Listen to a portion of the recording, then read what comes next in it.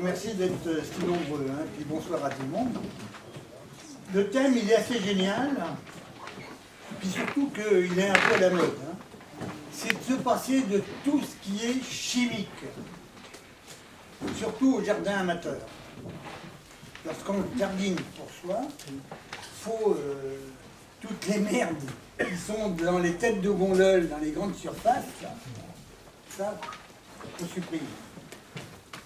La nature nous a tout donné pour savoir l'utiliser et pour savoir, disons, maîtriser. C'est à la mode. Il y a des bouquins qui sortent et qui sont complètement nuls. Des erreurs monumentales. Je vais commencer par une erreur.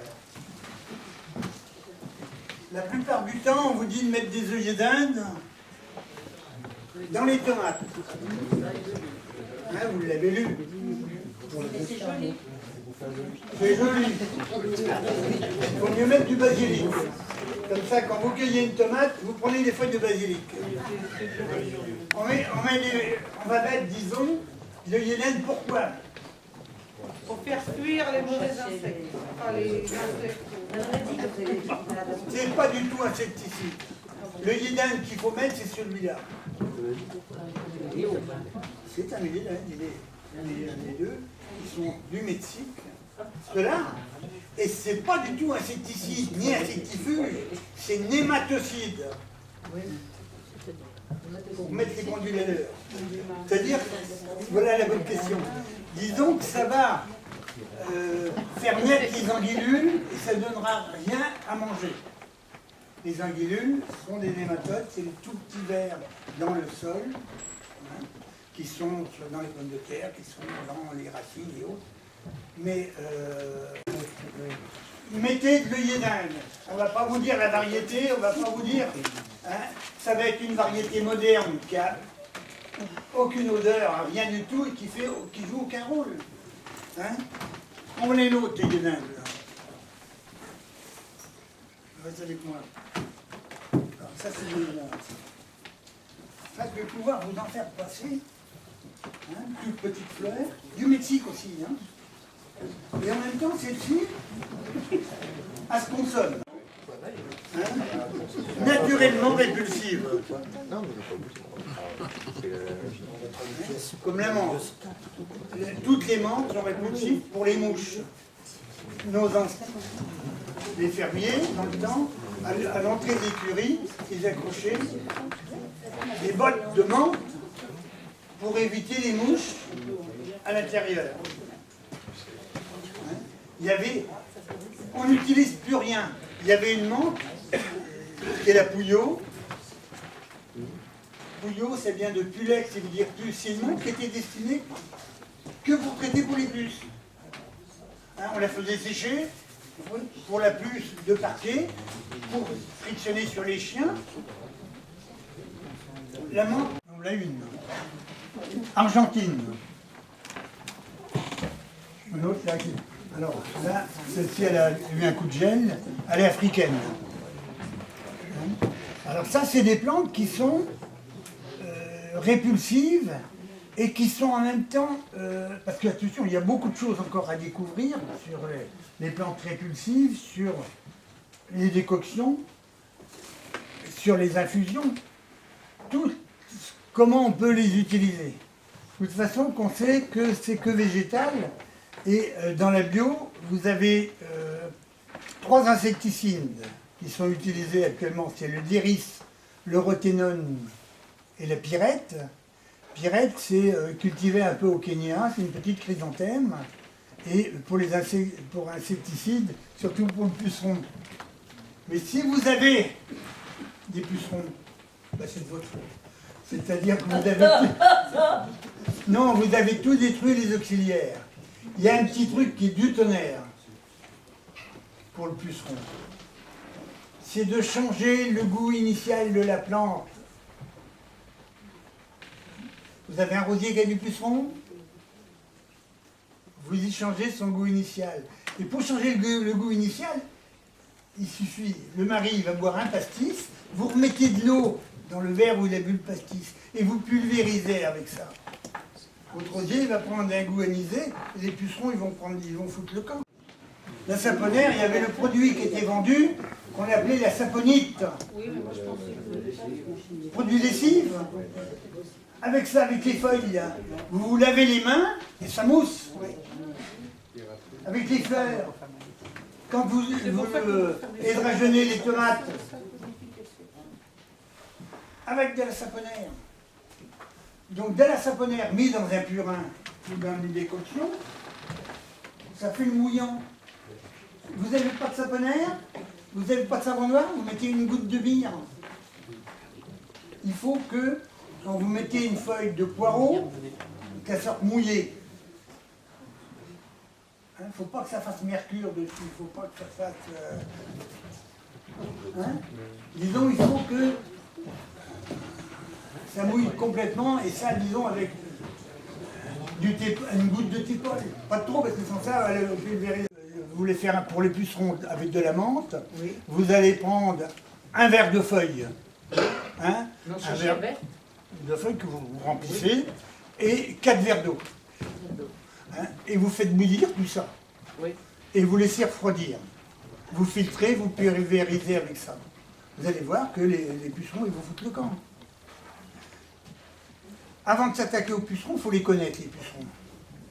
Parce que tous les pucerons que vous avez dans votre jardin, c'est pas les pucerons, c'est les puceronnes. C'est des femelles. C'est des femelles et qui sont par reproduction paténose. On ne va pas le retrouver sur, disons, la tomate ou sur l'ensemble. On va le trouver ailleurs. Et tout cela, ils vont avoir passé l'hiver en tant que œufs sur un arbre, dans une écorce, un tas de bois et autres. Et tout ce qui va naître, c'est des femelles. Et là, Madame Guette au trou, là. À 12 jours, c'est adulte et ça recommence. Et là, ça va vite. Avec ce pélargonium. Pélargonium, j'ai dit, j'ai pas dit géranium. Ça marche avec les géraniums? Ben non, les géraniums ne sentent pas. Il n'y a que les pélargos qui ont de l'odeur. En fait, ils ont toutes des odeurs différentes, les pélargos. Oui. Et celui-là, pour les moustiques, c'est celui-là, disons, il est pour le puceron. Mais pour les moustiques, il y en a un autre. Celui-là. Chaque plante a un rôle à jouer. C'est quoi son petit nom? Son petit nom, c'est citron. Citriodioa. Oui. Et celui-là, c'est pareil. La nature nous a tout donné. C'est à nous de savoir l'utiliser. Citronnelle. Ça, c'est le coup de citron. Vous connaissez la citronnelle?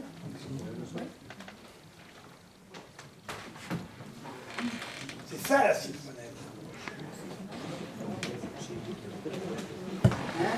Parce que beaucoup... Au fond de verveine. Il y a verveine citronnelle, mais en même temps, il y a mélisse. Ouais. La mélisse, c'est la mélisse. C'est pas de la citronnelle.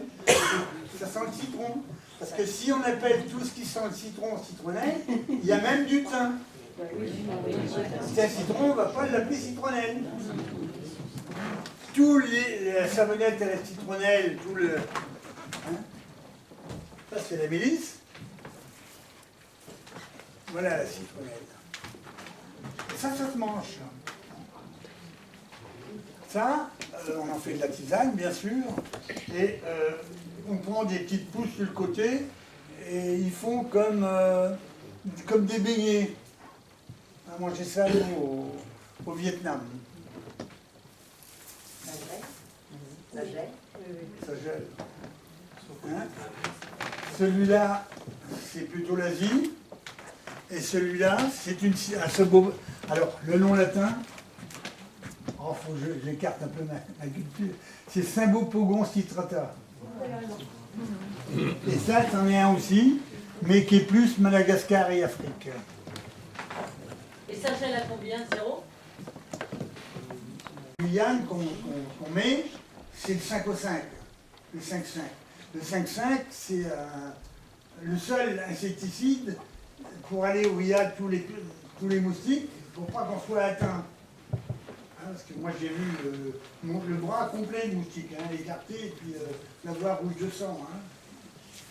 Et ça, en même temps, pour les limaces, vous la mettez et vous pouvez, disons, en planter.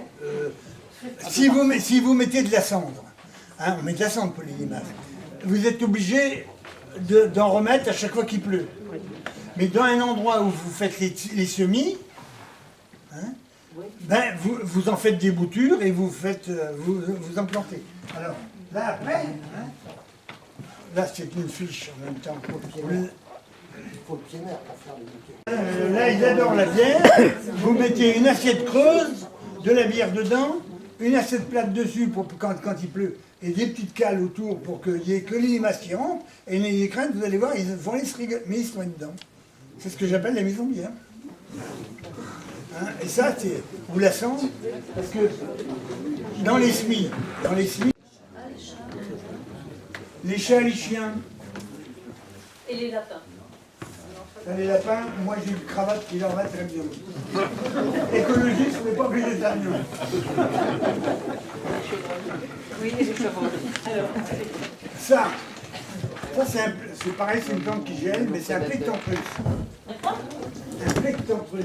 Ah mais c'est connu. Tu les Ça inventes. fait partie du coléus.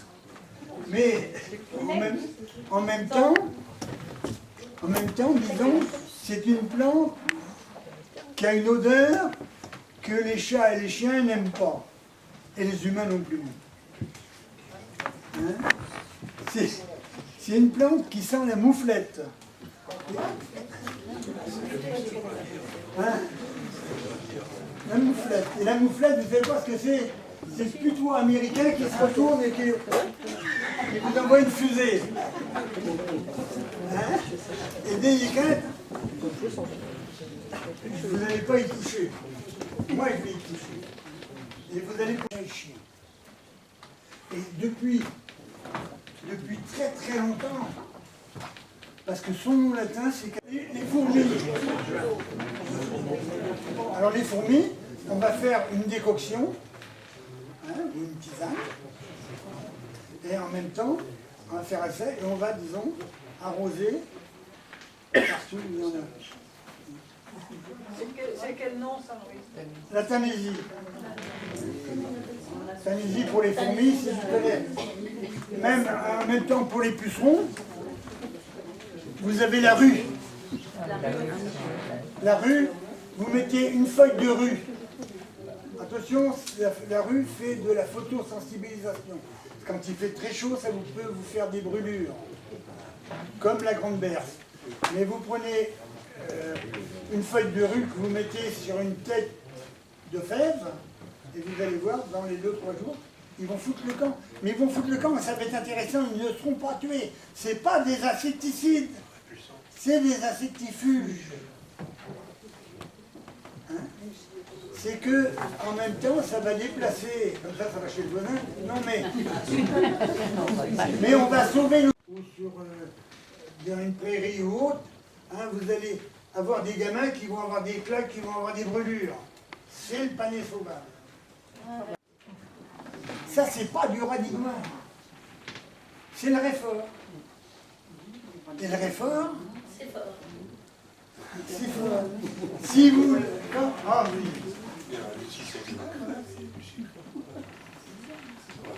On fait avec les feuilles une infusion.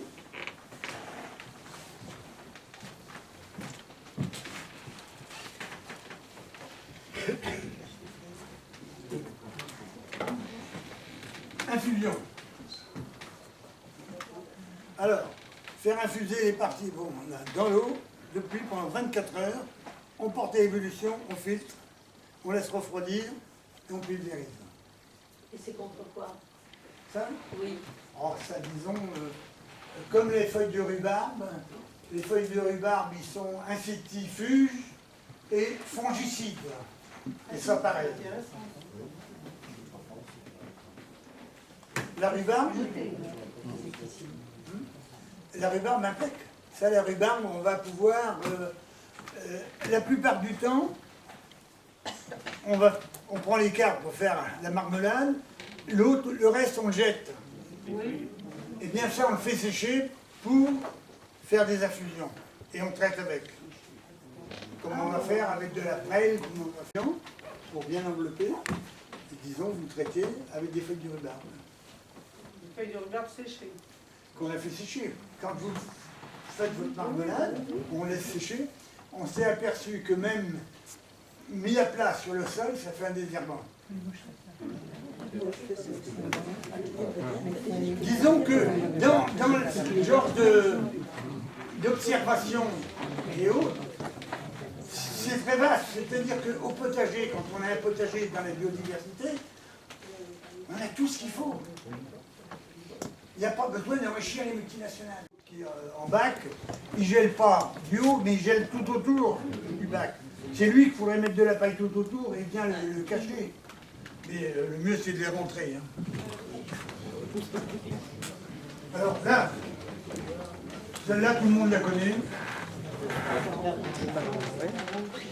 Non, c'est l'air bateau. Ça, c'est l'air bateau. Alors, L'herbe bateau, elle n'est pas comme ça. si, mais là, celle-ci, elle a le retour d'âge. Elle a le retour d'âge. Elle a eu un coup de gel et puis j'ai ôté les graines. Si, vous avez... Il est un peu bonsaï. Ah oui, c'est ça. Disons, j'ai coupé la tête pour y faire les pieds. Il est fatigué. Alors, là, il y a franchement... C'est l'air bateau, mais il y a franchement que les deux. Parce que moi, mes taupes, ils sont passés dessous. Ah d'accord. Il en faut beaucoup. Mais dans la littérature, depuis longtemps, elle est marquée, disons, répulsif taux. J'ai un outil. En même temps, ça tue les petits qu'on les verts. Parce qu'on s'en servait. Les grands-mères, dans le temps, faisaient avec un peu d'huile un truc pour les gamins, et on appelait ça la centnite. C'était pour les purger et en tant que vermifuge. Oh oui, mais dans les casse-croûtes, on l'utilise beaucoup, disons. Et puis même là, en mosaïculture, on utilise, il y a 4-5 variétés qui sont intéressantes, oui. Et en même temps, disons, c'est insectifuge et insecticide.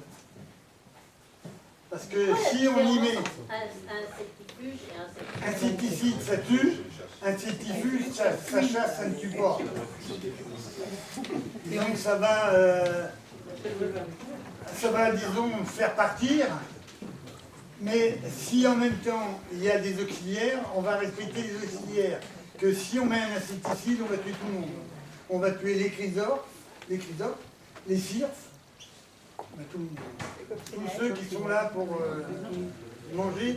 Et là, disons, on aura beaucoup plus de pucerons, parce que les pucerons qui vont naître accouchés, ils ne seront pas tués, mais ils seront vaccinés. Il faut savoir, hein, c'est que pour en sortir les extraits, il y a l'infusion. Quand on fait une tisane et on laisse refroidir. Hein, il y a la décoction. Là, on le met dans simplement de l'eau froide et on met 24 heures. Et là, il y a le purin. Alors. Stop, la décoction, tu laisses 24 heures dans l'eau froide, puis tu montes à ébullition. Ah oui, ouais. Oui, voilà. On est d'accord. On est d'accord. Et là, macération, c'est le purin, c'est-à-dire que souvent on voit écrit que le purin d'ortie est insecticide, ou insectifuge même. C'est faux.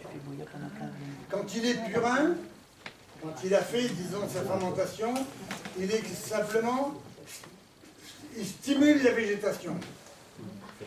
Il va être insectifuge qu'à 24 heures de macération. 10 litres d'eau. On met, attention, eau de pluie. Récipient, plastique ou bois, pas de fer, ça oxyde. Et là, disons que c'est pareil, on va à 24 heures, avant qu'il y ait fermentation, que ça commence à bouillir, on peut en prendre et traiter avec. Ça va, disons, chasser les pucerons. Quand ça commence à bouillir, parce qu'on touille, hein, oui, ça écume en surface. Tant que ça écume, on attend. Et là, ça va dépendre du temps. Là, avec un temps comme on a actuellement, ça va très vite. Là, quand ça ne bulle plus, on met en bouteille. Et après, on utilise ça 1 litre pour 10 litres. C'était 1 litre pour une arrosoir. Et là, c'est un stimulant de végétation. Un arrosoir de 10 litres. Alors là où c'est intéressant, c'est que c'est ça qui a tout déclaré à nous interdire tous les extraits de plantes. Hein, en 2006, avec la nouvelle loi qui nous ont sorti, c'est là que ça a été la cata. C'est là qu'a été les rhubarbes, la ruche. Vous avez tous là-dedans. C'est un livre collectif qui a été fait par les Amis de l'Ortie. Hein, vous pouvez le retrouver en même temps sur Internet. Ça, il n'est pas des Amis de l'Ortie, lui. Ça, c'est lui, il est dans les Pyrénées. C'est Éric Petiot qui a été attaqué le premier, à qui on a pris son ordinateur, qu'on a pris tous les protocoles de traitement. Et après, c'est Bernard Bertrand. Hein, et il y en a un qui vient de sortir actuellement. C'est celui-là, c'est Lifou. Il est le président de l'association PNPP des produits non préoccupants. Si on a les autorisations actuellement, plus dérogations que autorisations, c'est grâce à lui. C'était un horticulteur qui utilisait ça pour ses cultures et actuellement qui a remplacé Mazière. Disons que dans la région, il y avait Mazière qui a été attaqué. À chaque fois qu'on le trouvait sur une foire et autres, on lui faisait changer ses étiquettes.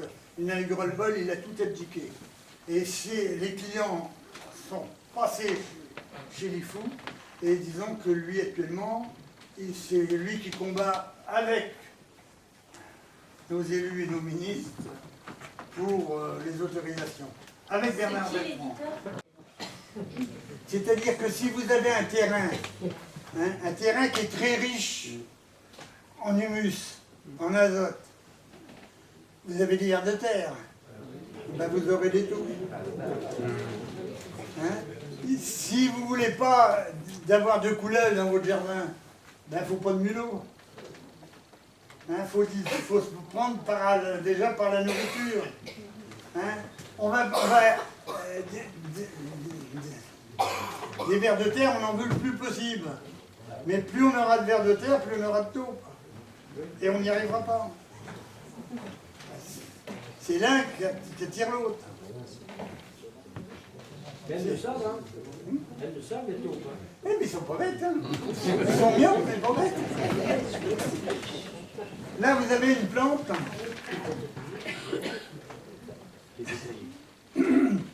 Interdit à la distillation.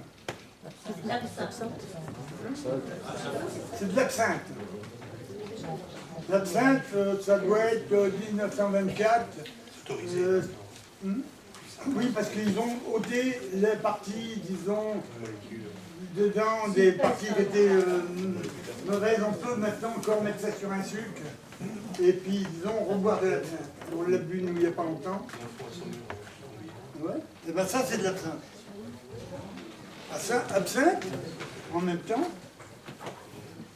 puceron. Parce que ça va encore faire comme de la menthe, ça va changer le goût initial. Mais puceron, mais c'est bien, puceron déjà là, ça fait rien d'autre. C'est les éditions de Terre Vivante. Terre Vivante, c'est en même temps un centre d'essai. Un centre d'essai, c'était Torres qui a commencé, et en même temps, ils testent, et ils donnent les résultats. Et avec les lecteurs, ils mettent les lecteurs à contribution pour certaines enquêtes, certaines recherches. Et là, hein, moi je vois des références, 4 saisons du jardinage avec un numéro. C'est qu'en même temps, c'est parti celui-là. Non, ça en même temps, ça c'est pour les rongeurs. Rongeurs, et on peut faire comme avec le lin, on peut faire pour les dorifores. Attention, c'est poison. La graine. Le purée d'ortie n'est pas de l'engrais. Mais ça va en même temps donner des anticorps à la plante. Ça va, disons, permettre à apporter de l'azote par la feuille, même si vous en mettez au pied quand vous plantez vos tomates. Hein? Il y avait 3 plantes qui sont... Alors, l'ortie. L'ortie va, disons, apporter l'azote.